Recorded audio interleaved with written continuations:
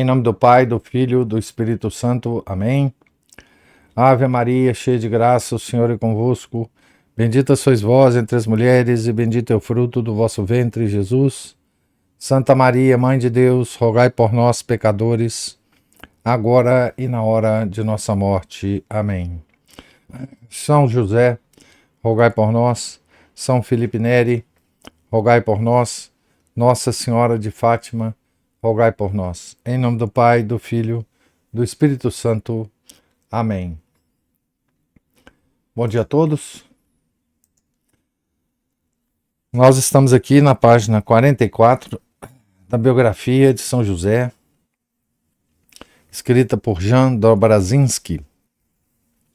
Estamos no capítulo 4 da primeira parte do livro. A estrada passava entre rochas desnudas, cor de sangue fresco. Cruzava numerosos barrancos em cujo fundo crescia, graças à sombra e às torrentes, uma abundante vegetação. As ramagens das árvores estendiam-se como uma sombrinha que cobria tudo. Na estrada, ao contrário, não havia qualquer rastro de sombra. Somente ao passar, Jericó se entrava sob um teto de rumorosas palmeiras. O olfato dos viajantes era invadido por uma fragrância aromática procedente dos bosques balsâmicos que circundavam a cidade. A estrada descia até o vale. O calor tornava-se mais intenso a cada passo. Na trilha em que entraram agora, não se notava o menor sopro de vento. Ao sair da cidade, desapareceram os muros de pedra, atrás dos quais se estendiam os campos cultivados. Em seu lugar aparecia uma parede compacta de vegetação entrelaçada.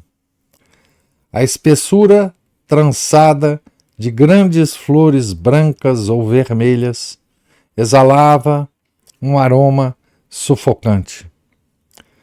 Suas ramagens peludas, cobertas de grandes espinhos, surgiam na estrada como os tentáculos de um ser vivo que tentava segurar os caminheiros pelo manto.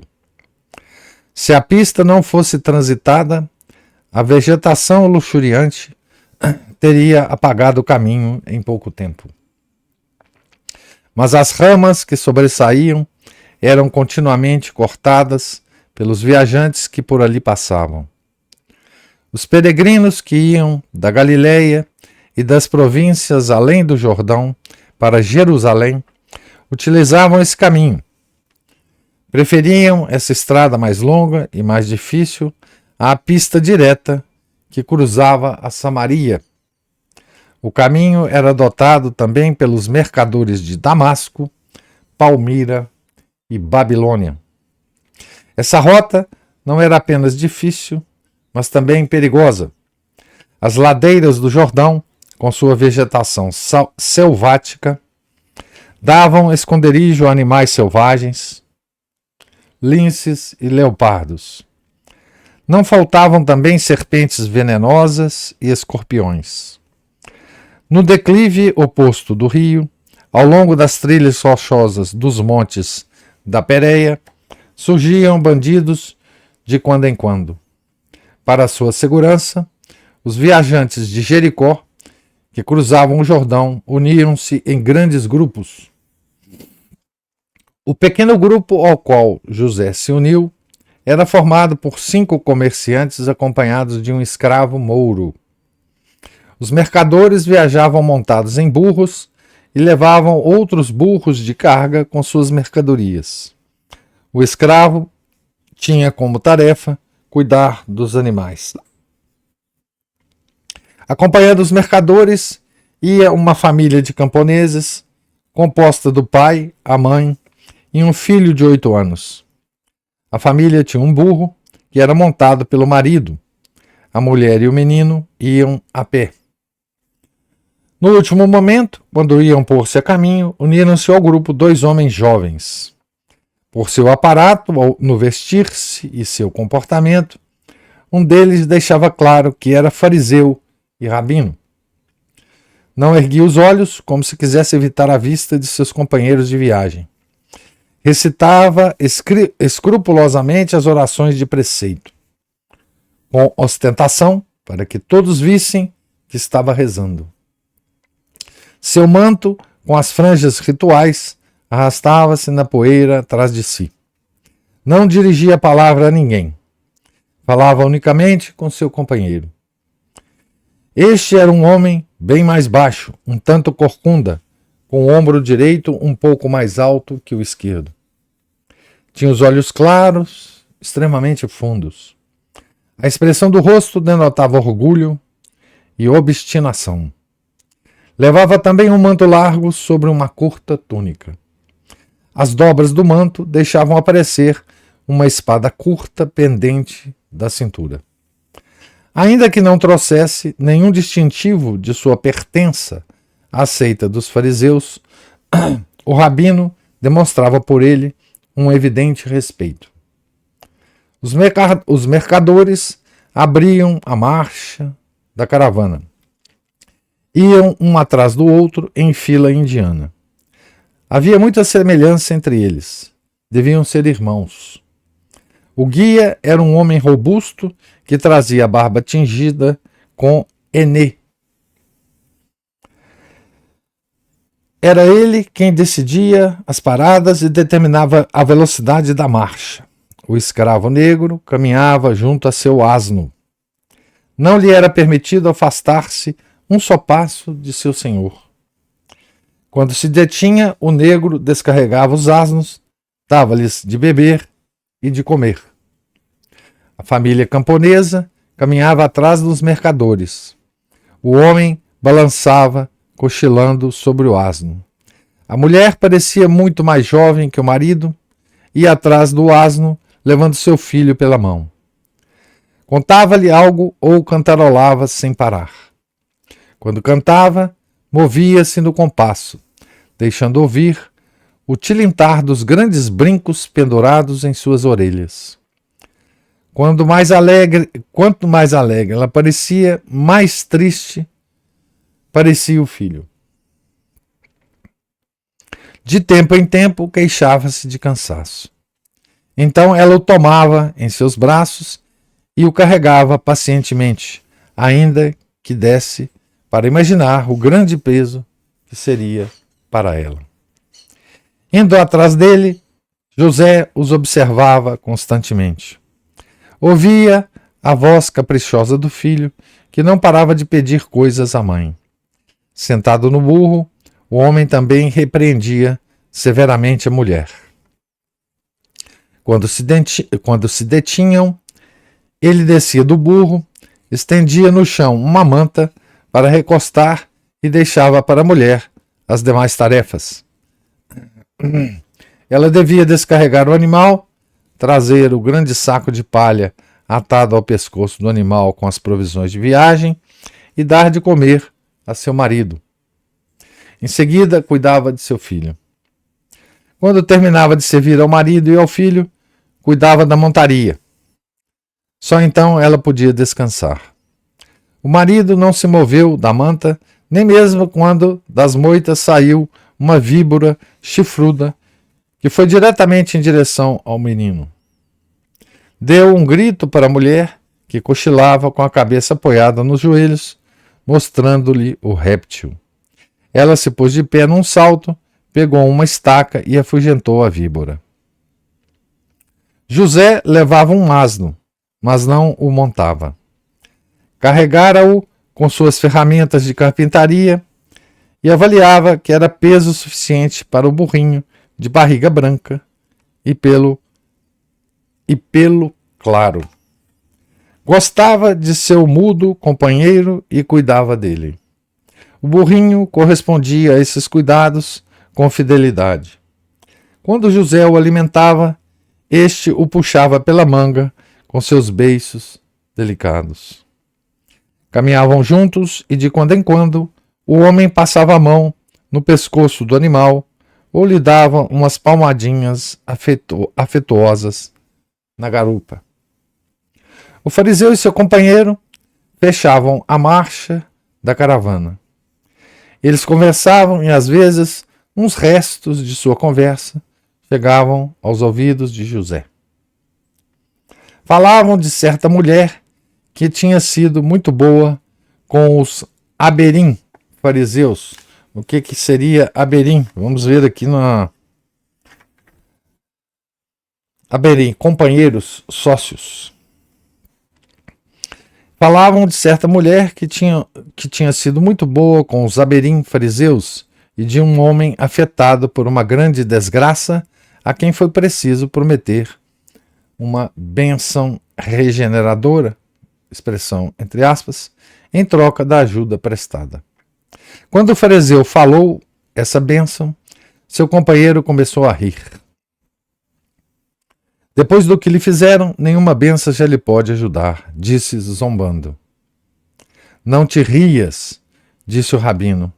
O Altíssimo tudo pode, se quiser.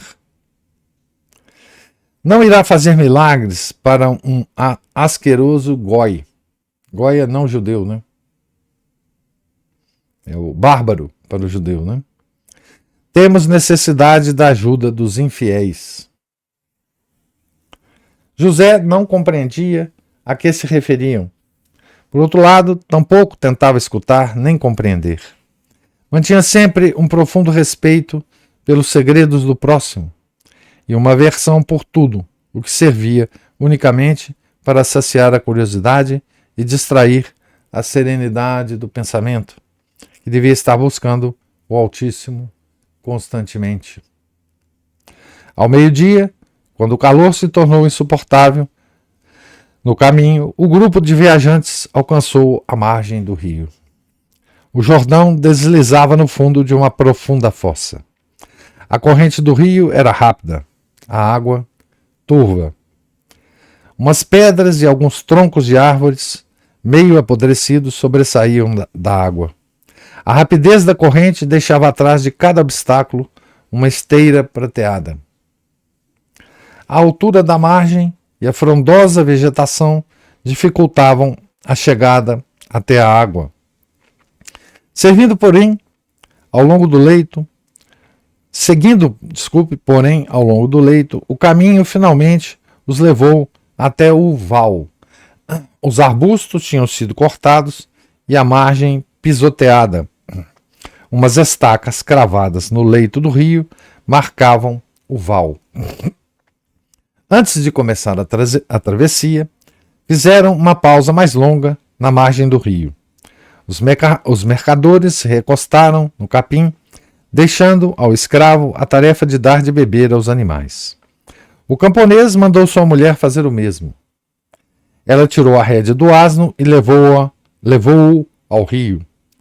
Quando bebeu, voltou e começou de imediato a preparar a comida para seu marido e seu filho.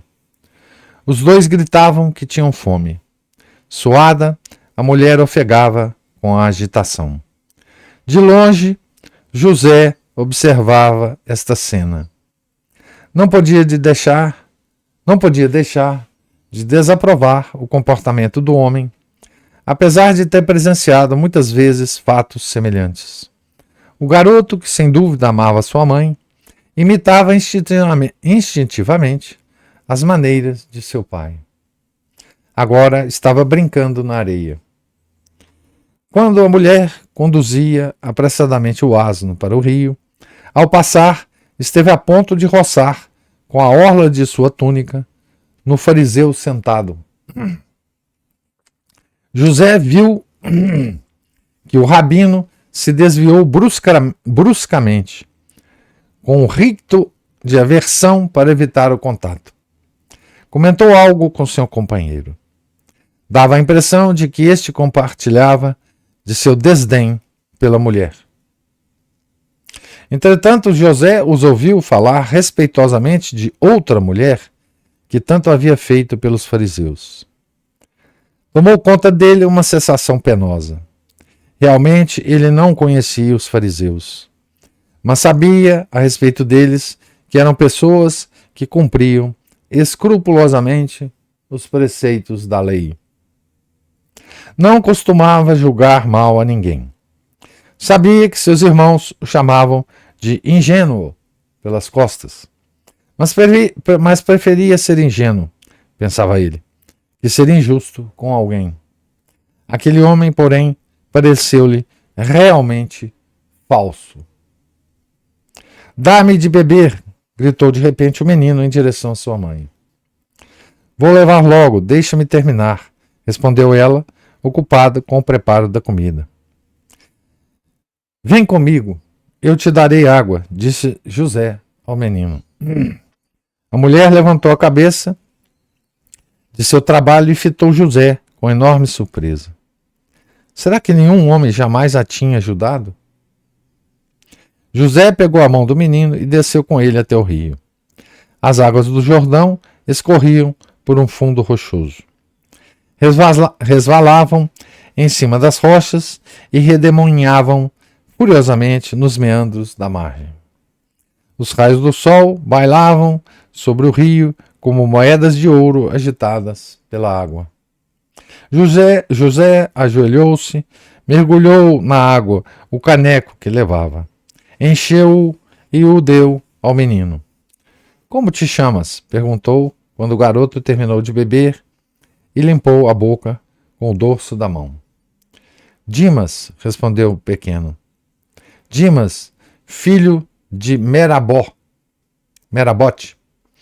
completando seu nome com o de seu pai. Pelo visto, assim lhe tinham ensinado. Queres mais? Não, já chega. Vou encher outra vez o caneco e o levarás para tua mãe. Com certeza ela tem sede. Oh, não, ela não quer. O garoto pôs as mãos para trás. Oh, não, ela não quer. Tu te enganas, Dimas. Tua mãe trabalha muito. As mulheres têm de trabalhar, recitou o pequeno como um ditado. Todo mundo tem de trabalhar e todos devemos nos ajudar. Pega o caneco. Não, a água vai derramar. Então eu o levarei. Mas tua mãe gostaria mais que tu o desses. O garoto olhava para José com um olhar de incompreensão. É provável que nunca tivesse ouvido falar nada semelhante. Algum dia, pensou José, ele vai se lamentar por isso. Com o caneco na mão e o menino na outra, voltou ao acampamento. Todos os homens estavam deitados na sombra. Somente a mulher trabalhava.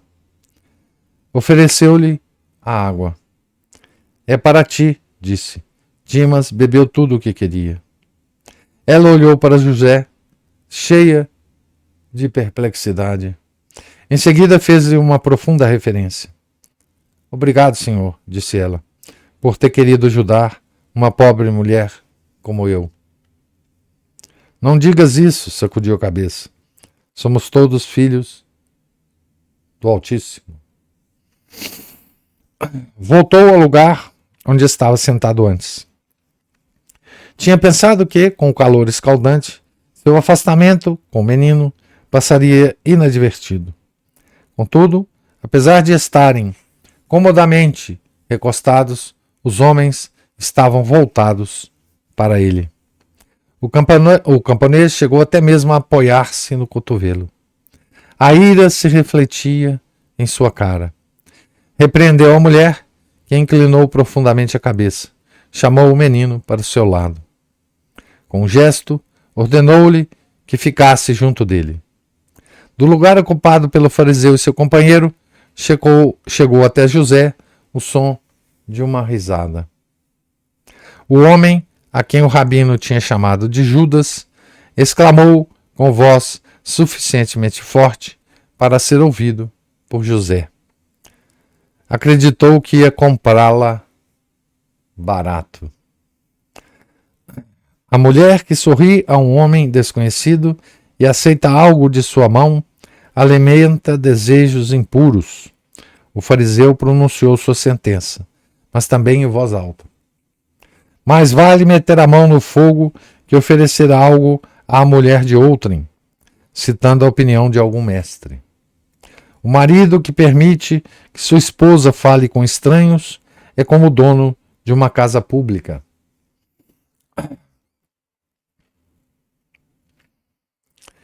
José fazia esforço para não ouvir estas palavras. Não é que o afetassem pessoalmente. Doía-lhe que a mulher tivesse de escutá-las. Em Belém, tivera a oportunidade de ouvir expressões pejorativas sobre as mulheres, mas não se recordava de nenhuma que fosse tão cruel. Imaginava que ali, em Belém, as pessoas não quisessem falar assim em sua presença, pois o conheciam bem.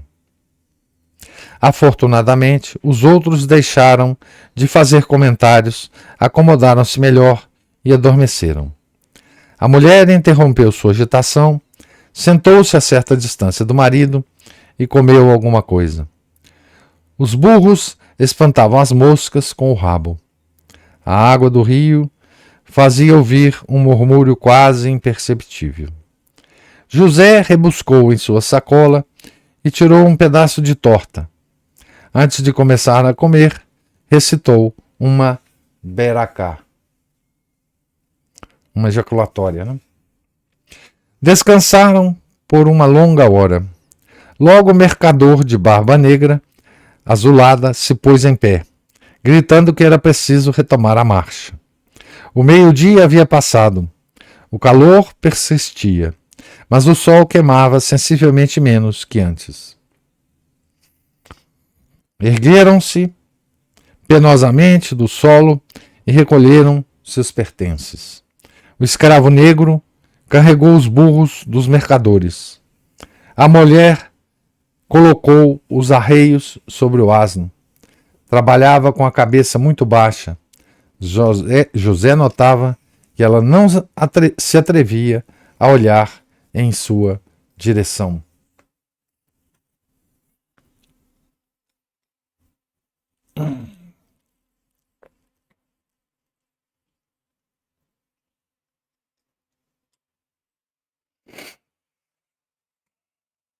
Por fim, estavam prontos. Iniciou-se a caminhada pelo val. Os pequenos cascos das montarias ressoavam sobre as pedras. Um atrás do outro, os animais desciam para a água. A correnteza era muito mais forte do que aparentava. Os asnos caminhavam devagar, pisando com cuidado, a água estava fresca. Os homens iam ao lado dos animais, estimulando-os com gritos. A mulher levava o menino nos braços enquanto atravessava o rio. José via como ela cambaleava. Não se atreveu, porém, a prestar-lhe ajuda. Além disso, o marido mandou que ela fosse adiante. Ele seguia atrás, apoiado no burro. A travessia foi muito breve e logo chegaram à margem oposta. A senda entrava de novo em uma parede de vegetação abundante. Mas não andaram muito entre a maçaroca de ramagens espinhosas entrelaçadas de folhas e flores. A uma centena de passos do rio, os arbustos frondosos desapareceram como cortados bem rente. Durante um curto trecho, ainda havia algumas moitas de capim ressecado, e logo começava a ladeira pedregosa, desnuda, ardente como enorme caldeira. Estendia-se ao longe, até o horizonte, cortado por uma parede montanhosa de fraldas verticais tingidas de ocre. O caminho prosseguia por uma ladeira pedregosa de um lado e do outro por uma parede vegetal que projetava sobre a trilha uma franja de sombra irregular. Essa sombra ia se alargando e oferecia aos viajantes seu misterioso frescor. Cruzou com eles uma caravana que vinha em sentido contrário. Os homens conduziam burros e camelos. Ao chegarem à mesma altura, pararam para trocar palavras de saudação. A paz esteja convosco, e convosco também. Que o Altíssimo vos guie, que ele vigie sobre os vossos passos. O caminho está tranquilo? O anjo do Altíssimo nos protegeu e não tropeçamos com nenhum perigo. Como anda a construção do templo? Cada vez mais bonito. Afastaram-se em direções opostas. A sombra cruzou o caminho e ia-se alongando. A púrpura da tarde tomava conta do deserto pedregoso. À distância, flamejavam os montes lavados pelo resplendor do ocaso. Levantou-se o vento, trazendo aos viajantes um sopro vivificador. O perfume aromático das flores subiu das margens frondosas do rio. Ali, nas margens, com a chegada da noite, despertava a vida animal. As marmotas em alerta emitiam um assovio de advertência à vista dos viajores. Os pássaros voavam e piavam. Aproximava-se o momento da parada para a noite.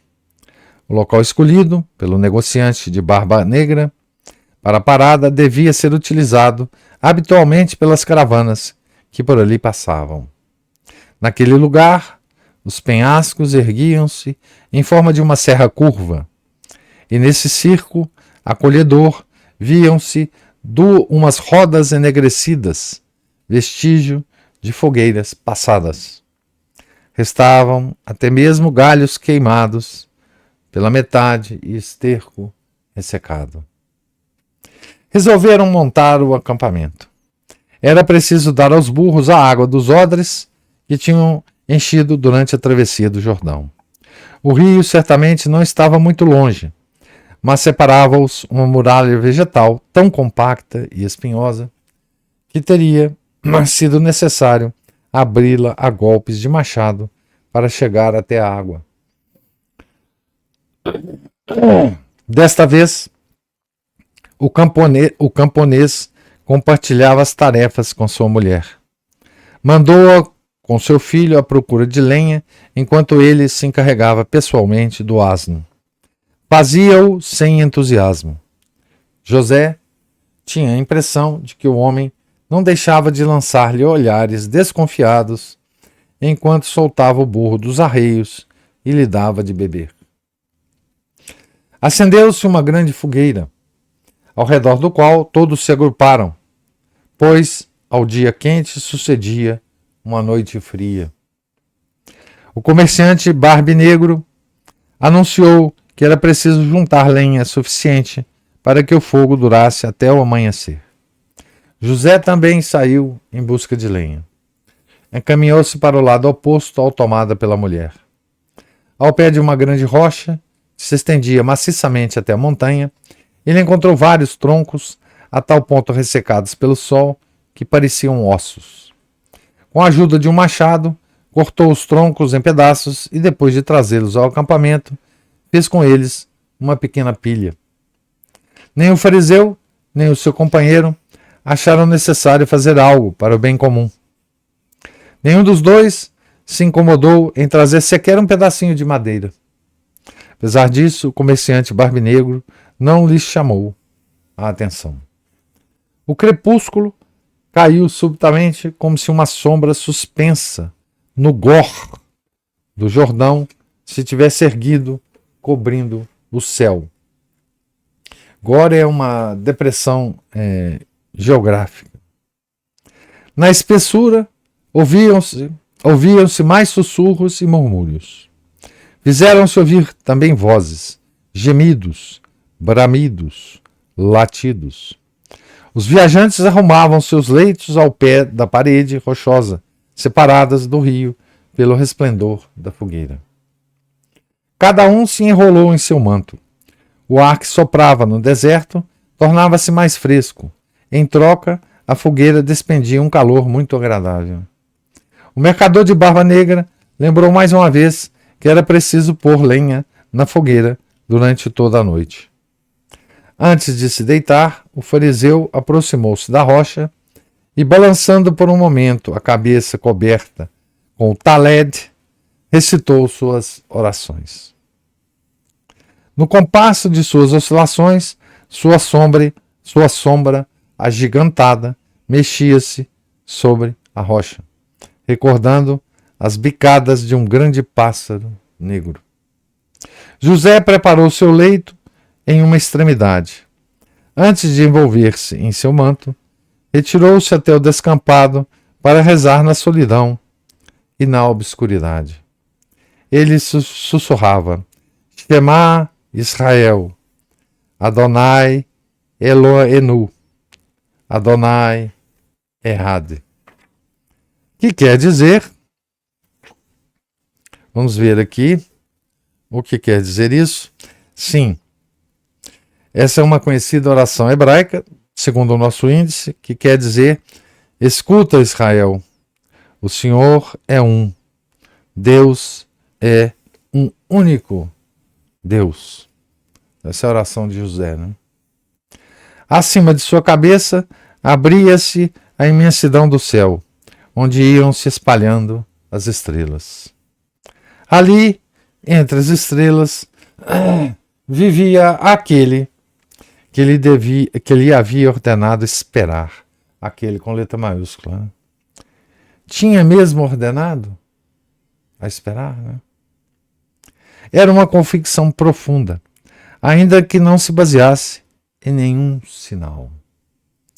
Era quase tão profunda quanto a fé na existência do Altíssimo. Afinal, sem ele, teria o mundo algum sentido? José falava com o Altíssimo muitas vezes ao longo do dia em suas beracó, que é o plural de beracá. Né? Falava-lhe de cada um dos seus assuntos, partilhava com ele cada uma de suas preocupações e, continuamente, sem descanso, manifestava-lhe seu amor. Não basta, pensava com frequência, humilhar-se diante dele como diante do Senhor. Para alguém como ele, poderia bastar apenas a obediência. Essa é uma pergunta, né? Para alguém como ele, poderia bastar apenas a obediência de um ser criado e tão desamparadamente fraco? Ele poderia obrigar-me à obediência. Mas meu amor, somente eu posso dar.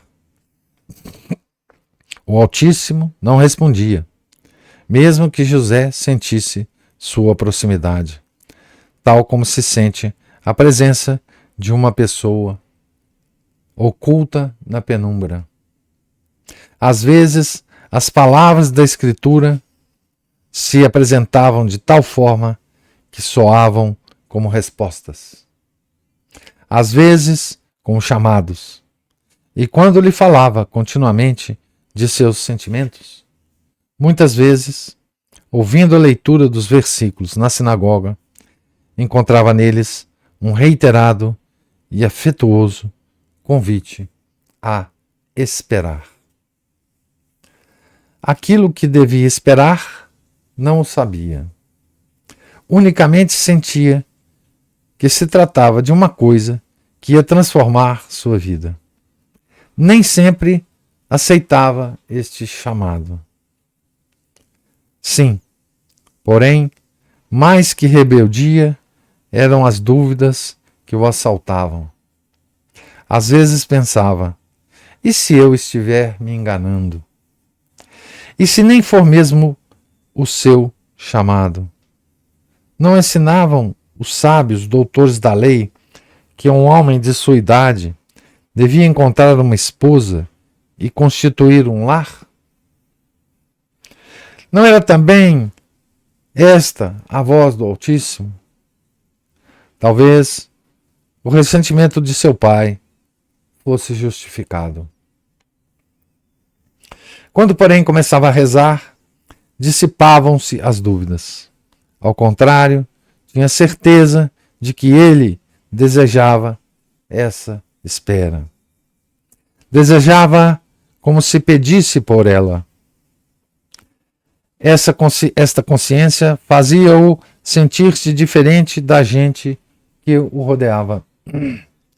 Dava-se conta disso perfeitamente. Os sentimentos inquietos mudavam-se em anseios e sonhos de beleza. E ele quase havia deixado de esperar que acontecesse algo pela via normal e humana. Com tudo isso, a ordem de seu pai tinha caído sobre ele como um raio, obrigando-o a partir. Ele, que durante anos havia resistido em obedecer às ordens de Jacó, desta vez tinha cedido. Pela primeira vez, pareceu-lhe que o Altíssimo deixara de pedir-lhe a espera. Teria chegado o tempo? Não estava muito seguro. O chamado poderia fazer-se ouvir de novo. Para dizer a verdade, estava quase convencido de que nada encontraria na cidade de Galileia para onde se dirigia. Parecia-lhe que seus sonhos haviam se elevado tanto, tinham atingido tal abismo de beleza, que não poderia encontrar nada na terra que correspondesse a tal beleza.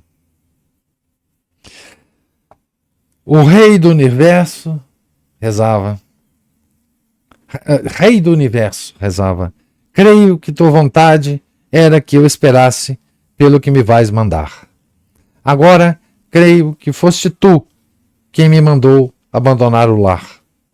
Se aquela que vou ver há de ser realmente minha esposa, que assim seja. Ela se tornará, então, a menina de meus olhos e a mãe de meus filhos. Vou colocá-la a meu lado para que seja minha carne e meus ossos. Mas só farei isto quando souber que é tua vontade, porque só quero fazer a tua vontade. Criador do céu e da terra, sou homem e posso equivocar-me. Não permitas que eu escolha para mim e não para ti. Essa era a oração de José. As grinaldas de estrelas giravam no céu como joias expostas na vitrina pelo comerciante, que com habilidade as fez brilhar para tentar os possíveis compradores. Os murmúrios procedentes da espessura não podiam perturbar o silêncio que se apoderou do deserto. Mesmo quando latia um chacal entre as rochas além, o silêncio absorvia seu grito, como a água traga a pedra lançada nela. José voltou para seu lugar. Antes de deitar-se, pôs lenha no fogo. O frio tornava-se mais intenso. O deserto pedregoso, até há pouco oprimido pelo calor, enviava agora o seu frio gélido. Envolveu-se cuidadosamente em seu manto. Entretanto, não pôde conciliar o sono. Quando afinal chegou o sono, veio acompanhada de curiosas visões. Em sonhos, José via uma escadaria como aquela do antigo patriarca Jacó, e por essa escada subiam e desciam seres misteriosos, alados e com muitos olhos. Um destes seres deteve-se em seu voo diante de José e tocou o seu lado. Um espasmo doloroso percorreu o corpo de José, que despertou e sentou-se. Mas era apenas um sonho. Ao redor reinava a paz. Todos dormiam. No céu girava um movimento suave, como uma bandeja cheia de joias nas mãos de um comerciante. O deserto respirava silêncio. O Gor, vocês estão lembrados do que é Gor, né? a depressão geográfica, né? O Gor, coberto de vegetação, suspirava murmúrios, sussurros, rangidos. Um chacal fez-se ouvir de novo bem longe, colocando-se imediatamente como se lhe tivesse apertado o focinho com a mão. Calando-se, desculpe, imediatamente como se lhe tivesse apertado o focinho com a mão. Então aqui termina a primeira parte da descrição do autor dessa viagem que levará José a Nazaré. Né? Uma bela descrição, né, de um belo escritor, enfim, e ele usa, né, essa viagem para descrever, né, os companheiros de viagem de José. E é claro que o escritor escolheu bem os companheiros de viagem, né? Para desvendar, né? Nos desvendar a personalidade, o caráter de São José, né? Obviamente. Então, nós temos aqui os fariseus. Então, nós temos várias personagens nessa viagem, né? Nós temos os fariseus, né? Nós temos os comerciantes que estão viajando com as suas cargas, né, para serem vendidas, né, em outros lugares, provavelmente Jerusalém. Né. Nós temos aqui o camponês com a mulher e o filho. Né. Nós temos o guia, nós temos o escravo. Né. E o autor nos brinda, não é, com uma descrição pungente, primeiro, dos fariseus, né? Primeiro do orgulho fariseu, né?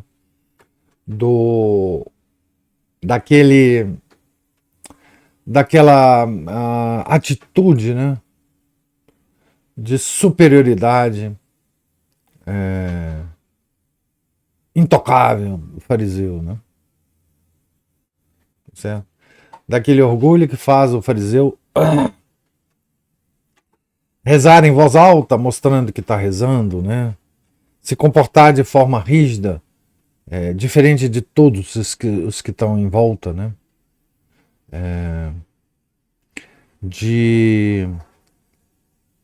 Do sarcasmo do fariseu em relação aos outros, né?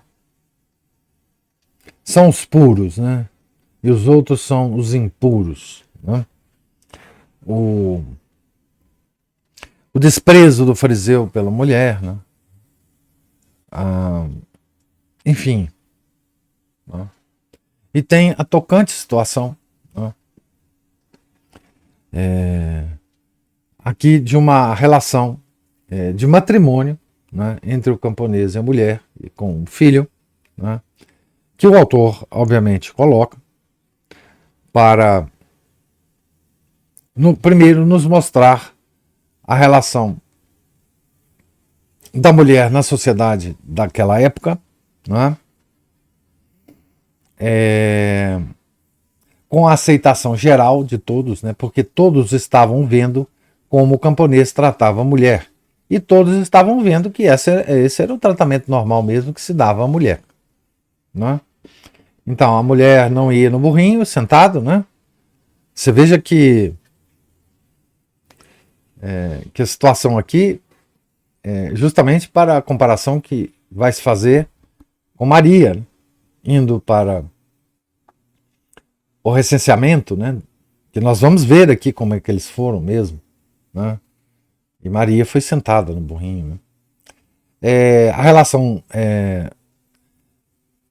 então do filho homem com a própria mãe, que reproduzia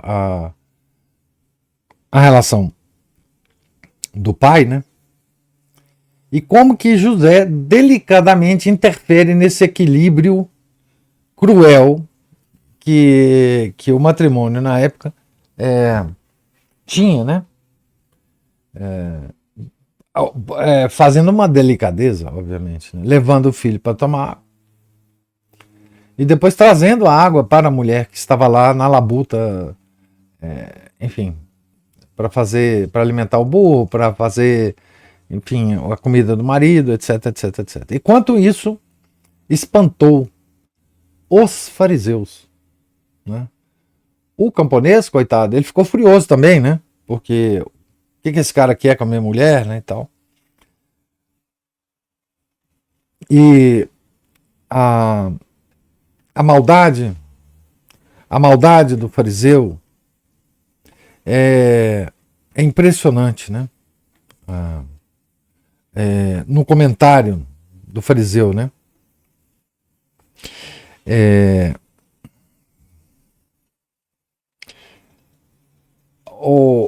A observação mais maldosa é aquela em que o fariseu disse, né? José acreditou que ia comprá-la barato. Ou seja, José tendo levado, né, a caneca de água para a mulher, era para comprá-la, é para ter uma relação com ela, né? Certo? Então, todas essas relações sociais, o autor, através dessa viagem que eles estão fazendo, né, o autor tenta nos mostrar, né, nas pequenas observações que ele faz, né? Veja que a descrição dessa viagem é muito interessante, né? O que mostra que talvez o autor, né, tenha feito uma viagem a Israel e andado por esses caminhos. Eu não sei, eu não tenho essa informação, né? Mas lembra muito aquele autor, né, o padre Rosner, descrevendo as viagens de São Paulo, né? Detalhes do caminho, né? E obviamente a gente sabe que o padre Rosner fez os caminhos de São Paulo, né? Todos eles, né? Antes de escrever o livro, né? O que me leva a supor, ou pelo menos a imaginar, né, que isso tem acontecido também com o nosso autor, né? E aqui também, nessa descrição do caminho, né, tem mais uma vez, né, a afirmação dessa espera de José, essa misteriosa espera de José por uma esposa que contrariava todos os preceitos sociais e religiosos da época, né?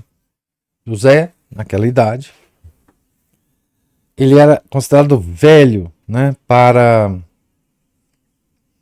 o casamento, né? Ele já devia ter casado, né?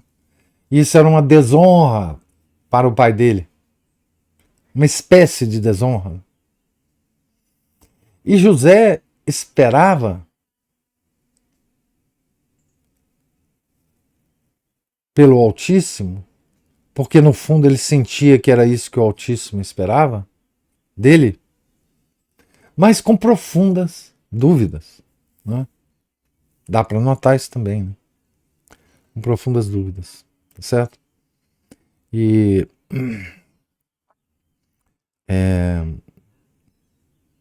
que beleza, né? E que estratégia interessante, né, de usar a viagem para toda essa riqueza de detalhes que ele nos passa na relação dos viajantes, né? Isso me lembra um clássico da literatura mundial, né? Que se passa justamente numa viagem dessas, né? Que é os Contos de Cantuária, né? Do Chaucer,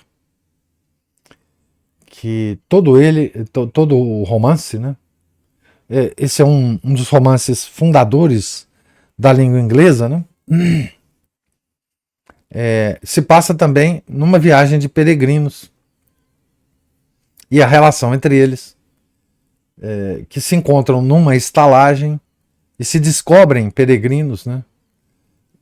Que estavam indo ao túmulo de São Tomás Becket, na Inglaterra. Então, os contos de Cantuária são exatamente a descrição dessa viagem, né, desses peregrinos. Recomendo a leitura para vocês. Mas aqui então, o nosso autor está usando essa viagem. Ele vai usar várias outras viagens. Nós vamos viajar com ele outras vezes ao longo desse belo livro. Pois bem, mas eu falei demais. Hoje eu estou tagarelo e agora eu queria ouvir vocês se tem alguma observação, algum comentário a fazer. Professor, só do quanto São José é uma pessoa que sempre se coloca em segundo plano. Ele não quer o protagonismo de nada. Isso Ele se bem retira para rezar, para ninguém ver, né? Uhum. Ele o fariseu fala mal dele, ele não se preocupa consigo próprio, ele preocupa-se com a mulher ouvindo tudo, né? Ele preocupa-se com... Ele correu o risco, né, de ajudar a mulher. Porque o marido podia ter se revoltado e começado a brigar com ele, né? Exatamente. Sem respeito humano. Sem respeito humano, exatamente. É isso que eu queria falar. Posso emendar aqui, professor? Uai, manda abraço. É muito interessante também, né? Esse pessoal dá um monte de exemplos, né? Desde aqueles que separam o mundo entre limpinhos e sujinhos, o próprio São José, né? Isso aí merece até um comentário à parte até. O pessoal aí, era a questão social do tratamento da mulher, né? O sujeito em cima do burrinho e a mulher carregando o menino. Essa mulher já devia estar assim, com corpo de halterofilia, de fazer força, né? E aí a gente vê, né? Aí as ocidentais pós-modernas reclamam que elas são as oprimidas, né? Se fosse no tempo de hoje, seria ela montada no marido, o menino montado nela e o burro montado em cima desse corpo tudo. O burro estava sendo bem tratado demais.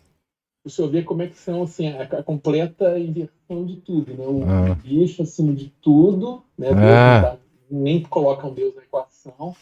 E a criança ditando as normas para a mãe sentando as esporas e o chicote no marido e o besta se rastejando lá no chão. Que é o que a gente muitas vezes vê por aí. E né, o São José já dá umas mostras até que o próprio Cristo fazia, né? Falava e depois retirava na escuridão, no deserto, nos montes para rezar, né? Isso. E aquelas dúvidas tão humanas, né? Será que eu estou fazendo a coisa certa? E essa oração de São José aí poderia ser a oração aos solteiros buscando discernir a vocação matrimonial, inclusive depois de discernida dessa, né? Buscar o discernimento sobre se aquela moça ali realmente é para ele ou se ele realmente é para ela, né? Você pode ensinar na sua catequese, essa oração. Se der tempo, viu, professor? Bom, a oração nós vamos colocar lá. Eu vou copiar depois e colocar.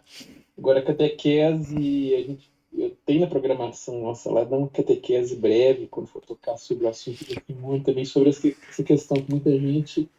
Aquela velha história, né? Começa um namoro com os fins inadequados, acaba se casando também pelos fins inadequados e acaba tudo errado. A família começa mal, né? E Né? E interessante que esse modo de tratar aí a mulher, a gente vê isso ainda hoje, né, no meio daquela seita abrâmica É. que fala árabe, e também até no meio de outras sociedades, por exemplo, os chineses. Eu já vi, por exemplo, até o próprio centro de Belo Horizonte, uma típica família chinesa caminhando. O pai à frente, aí alguns passos, e a mãe atrás, dando tranco na criança, né? Aham. Puxando a criança pela mão. Então não é muito diferente, não. Ah, tá. Mesmo na Paula tem uns threads assim que estão dando sinal disso também, né? Parecendo aquela gravura do Debré, né? Que ia lá o gentil homem lá na frente, puxando a procissão, é, mulheres, crianças, as mucamas atrás, né? Todo o paganismo tratou a mulher assim, né? O Sim, sim. paganismo romano, o paganismo grego, né? Sim, sim. É, E aí a gente vê também o seguinte, o nosso paganismo, até que ponto o paganismo globalista vai englobar a mulherada aí de simplesmente fazer como toda a revolução fez, né? Usa uma grande massa de descontentes, né? Ou esse descontentamento pode ser verdadeiro ou pode ser simplesmente colocado na cabeça deles, né? Mas o que eles fazem com a mulher hoje é muito pior. É muito pior. Então, Eles enlouquecem a mulher. enlouquecem, exatamente. Eles Eu tiram acho que ela eles de completo centro, porque antes ela pelo total. menos estava centrada. Sim, sim. Hoje elas estão Tinha loucas. orientação. Sim, ela está completamente. É a mulher totalmente desprovida da graça. É a maior crueldade que se faz com a mulher é hoje, esse neopaganismo. Exato. Agora eu fico tentando projetar isso para frente, professor. Eles vão fazer com elas igual eles fizeram com as outras massas de manobra. Primeiro usam as massas de manobra para destruir toda a ordem vigente e depois essa própria massa é massacrada, É claro. escravizada. Ó. E aí eu fico tentando imaginar como é que vão depois escravizar a mulher. Daqui a pouco eles vão começar a inventar umas leizinhas aí para colocar os filhos, né? E não demora muito isso acontecer, que a gente já está vendo aí, Isso aí é uma coisa. né? Mas ela virou a louca da casa, em muitos Hoje, lugares, né? hoje ela é muito. A situação dela é muito pior, porque é uma situação de escravidão não física, né? Aham, Escravidão exato, mental. É mais difícil de você sair, né? exato. Ela deixa, de repente, e pior é que ela não sabe que é escravo. Igual outro dia um Isso. vídeo, É. exatamente, o homem falando, né, do alcance da permeabilidade da KGB, atualmente a FSB, Uhum. por todo mundo e como é que ele transformou as pessoas em agentes da Sem precisar. KGB sem elas sequer desconfiarem disso. Elas destroem as próprias vidas, as próprias famílias, elas corroem o tecido social e isso acaba implodindo também o substrato da estrutura política também e vai implodindo tudo ali. Ó, e isso destrói mais do que qualquer guerra. Exatamente, porque a escravidão física, Uhum. você sente que ela existe. E Sim, você sente que você é escravo. E por aham, aí você pode fazer uma estratégia para sair dessa escravidão. A isso. mental, você não sente. Mental, você acha, tem certeza que aquilo ali é que é o certo. Continua, tá dando Você, tudo errado, a pessoa insiste, insiste, o, insiste. o escravo hoje em dia só fala em liberdade. É, Eu sou livre, eu faço o que eu quiser, etc. Escravo. pois é, faz tudo que a programação dele diz para ele fazer. O capiroto quer. Exatamente. Exatamente, tá tudo encaminhado a esse ponto. É. E a gente tem que parar também, né, seguindo o modelo orante aí de São José, né? Esse termo agora ficou meio modernista, né? Modelo Não, orante. a gente vai fazer um corte nesse vídeo, Márcio. Acho que eu posso Só para salvar a sua reputação. tornar a coisa meio. A gente usa esse linguajar meio moderno, parecendo assim, uma crônica do caderno feminino do Estado de Minas no domingo. Pelo De amor de repente tem gente de outras linhas, né? Como Deus. se o catolicismo tivesse de ter Linhas, linhas, né? linhas. Mas tem tantas linhas aí que o negócio tá parecendo um tricô. E seguindo esse modelo de oração dele aí, para poder também procurar até discernir nesses pontos cegos aí, que ponto que eu sou um agente do KGB, que eu assimilei o marxismo cultural, o liberalismo, o naturalismo pagão, né? Que as pessoas hoje elas estão agindo igual Nós estamos encharcados disso tudo. Isso aí, tempo só todo. Deus nos protege disso. Que Deus nos proteja disso também, né? Só Ele pode proteger. Exato. E aí a gente viu também os maus exemplos também, né, dos fariseus aí, os limpinhos, inclusive Os quando puros. tava, né, os puros, eu estava lendo aí, eu até comentei com a Ana Paula assim, os futuros banqueiros e globalistas aí. Mas é claro, é isso mesmo. Exatamente isso, né? A seita da raça escolhida acabou adotando isso aí, abandonando completamente essa verdadeira, esse espírito antigo, né, do verdadeiro, como dizia nosso Senhor, né, o verdadeiro israelita, né, que São José representou muito bem, isso é uma coisa rara, embora muitos assim, admirassem, respeitassem, até de certa forma, né, imitassem de maneira meio ainda insuficiente, né? Mas é por isso, né? Ele estava carregando a estirpe de Davi, né? São José. Exatamente. É uma coisa que parece que está no DNA, né? Exatamente. Tava todo sobre os ombros dele, né? Estirpe de Davi. E aí por isso que a gente vê em São José a nobreza. Não é? O que é a verdadeira nobreza? Não é? Fala para nós, professor, mais sobre essa verdadeira nobreza. É o ponto certo. O agir dele é nobre, embora ele seja pobre. Exatamente. A nobreza não tem nada a ver com riqueza. Né? A nobreza não tem nada a ver com riqueza. Você vê que ele preocupa com o bem comum, né? Sim. O verdadeiro rei, né? O verdadeiro rei. Essa é a nobreza. O rei de todos. Né? Essa o misericordioso. a nobreza de São Luís, né? São Luís IX. Sim. Justo, porém misericordioso. É uma coisa assim, impressionante, né? Essa nobreza que sobreviveu, né, até o medievo, ela foi completamente destruída com os reis absolutistas, né? Sim. A monarquia absolutista, que é essa que os monarquistas atuais defendem, é uma coisa muito engraçada isso. Essa é a nobreza espalhafatosa de um Luís XIV, né? Sim. Desgraçadamente descendente de Luís IX. Pois é, mas essa nobreza espalhafatosa. Eu vou citar um termo que você gosta, Márcio. Essa nobreza sofisticada. Isso. Você não tem nada a ver com nobreza. Isso não tem nada a ver com nobreza. Não. Está mais para farisaísmo do que para nobreza. Nobre era São José. O sine nobilitate, snob. Snob, exatamente. Snob. Isso de inspiração também, esse luxo todo, esse despotismo todo, de inspiração oriental. Isso eu penso quem é que criou essa doutrina. Né? O mesmo povo escolhido, né? Se infiltrou ali também, como se fizeram em Roma também, né? Exatamente. Isso tem expertise. Professor, obrigado. Acho que tem mais gente aqui para falar também. Muito obrigado. Obrigado você. Eu acho que é a Cristina, né, que levantou a mão aí. Diga, Cristina.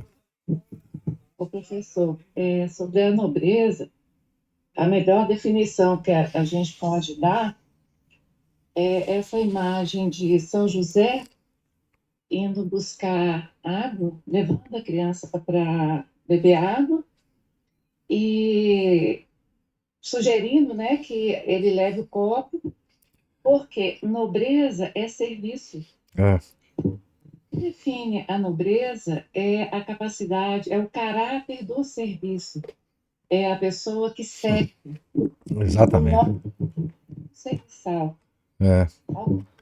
Isso que a gente viu avançar nas cortes absolutistas foi a soberba, né? Foi o esnobismo, né? Seu microfone tá dando um barulho aí, eu não sei se dá para... Melhorou? Melhorou. Tá dando um barulho assim.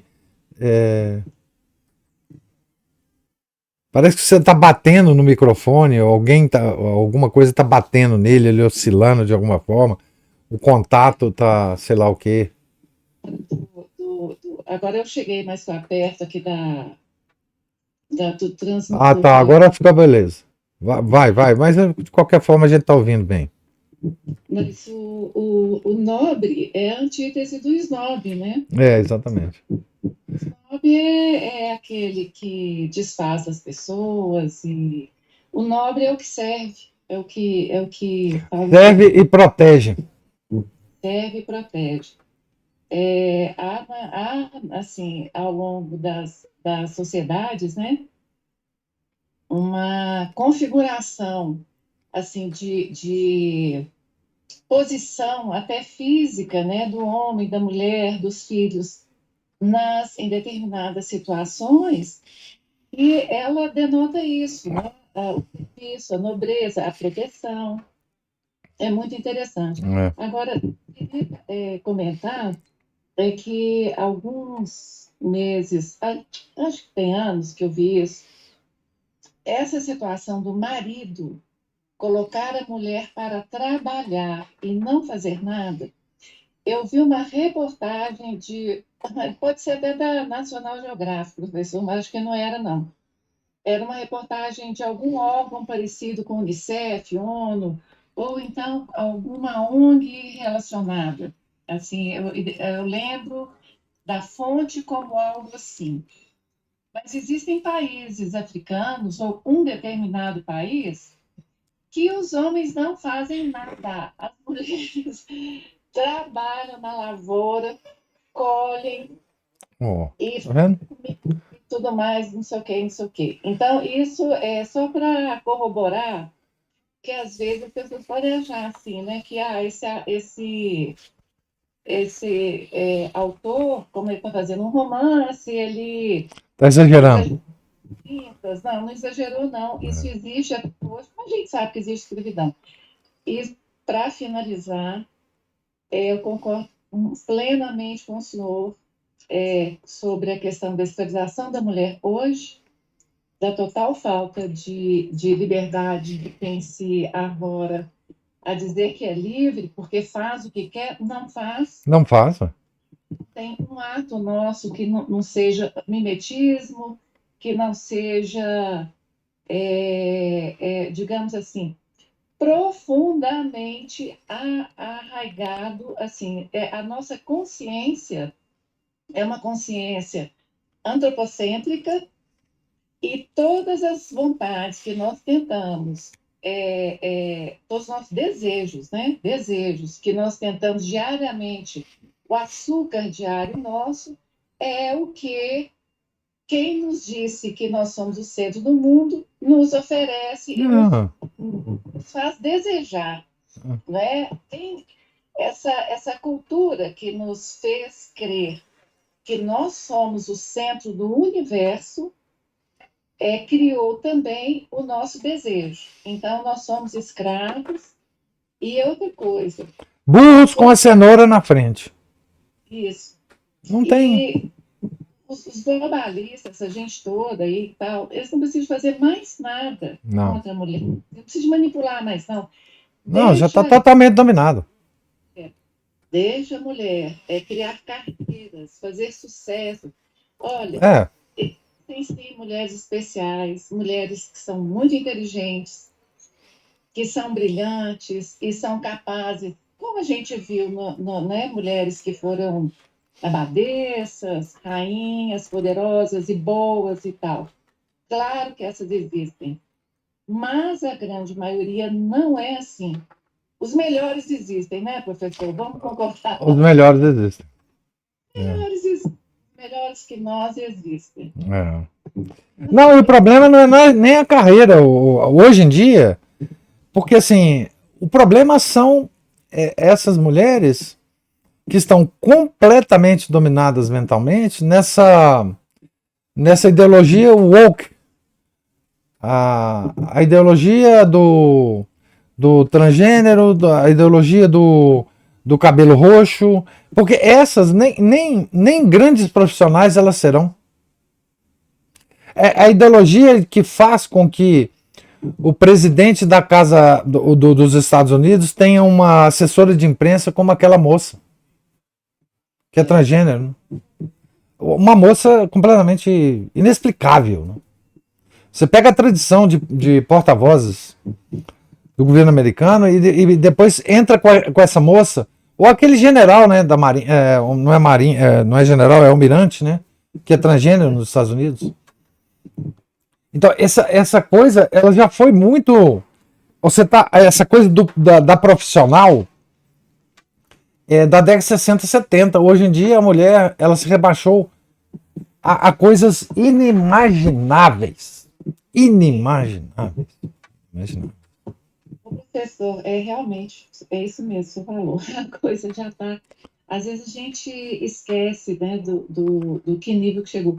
Mas, olha, a parte que mais assim, dessa destruição feminina, a que sempre me chamou a atenção, porque é do universo, né, do meu universo, que é ver, assim, mulheres que dedicaram a vida inteira, porque a mulher, professor, ela tem uma natureza de aprofundamento, assim, de serviço, assim. A mulher é meio neurótica com o trabalho. Você já deve ter ouvido falar de limpeza, casa super limpa, cuida dos filhos e tal. Ela leva para a vida profissional esse exagero, não é exagero, não é?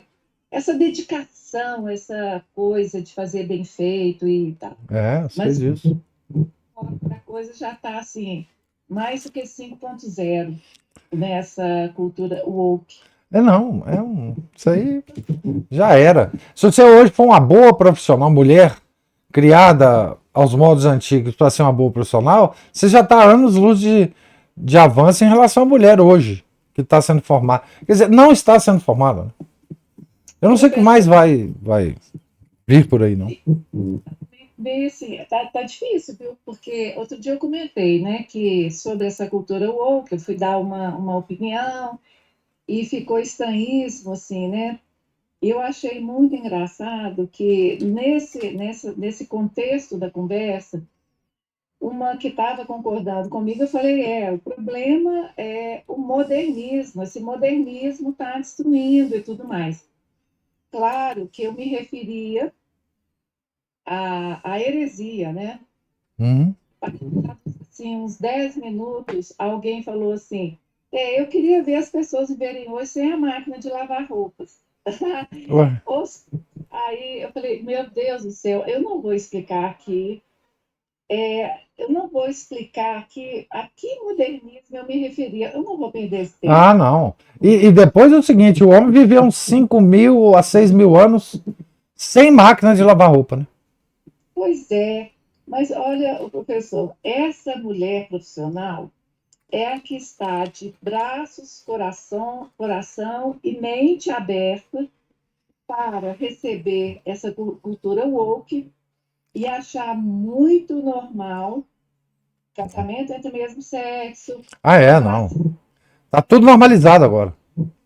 Essa mulher aceita isso com uma facilidade, como as mulheres da geração passada aceitaram o Concílio Vaticano II na pílula anticoncepcional. Aceitaram a queima dos sutiãs, né?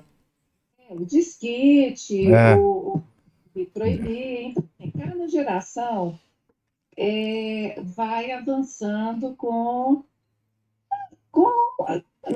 a escravidão. Com a escravidão. Isso do Jana Dirã, né? Esquerda e direita, conservador. O conservador conserva a revolução. Assim que é. Mas o da máquina eu achei muito interessante pensar, não é que é interessante. Eu falei que tragédia que a gente vive hoje, que você não consegue mais conversar num conceito, assim. Porque, lógico, eu falei, gente, mas eu sou boba demais de falar essa palavra num contexto que é um contexto específico da igreja. Né? Eu estou falando ali do que precede o modernismo, da tecnologia. A ver com tecnologia. Não. Vamos explicar. Tintim pra lá, que é pra lá, essa conversa. Pra lá, É verdade. José tá certo, silêncio e se afaste. É. Falou, Cristina.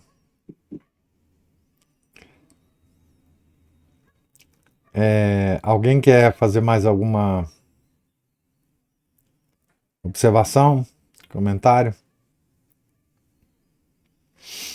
Então, Deus lhes pague a presença, paciência, os comentários e as observações. Fiquem todos com Deus. Tenham um santo dia. Em nome do Pai, do Filho, do Espírito Santo. Amém. Ave Maria, cheia de graça, o Senhor é convosco. Bendita sois vós entre as mulheres, e bendito é o fruto do vosso ventre, Jesus. Santa Maria, Mãe de Deus, rogai por nós, pecadores, agora e na hora de nossa morte. Amém. São José, rogai por nós. São Felipe Neri, rogai por nós. Nossa Senhora de Fátima, rogai por nós. Em nome do Pai, do Filho, do Espírito Santo. Amém.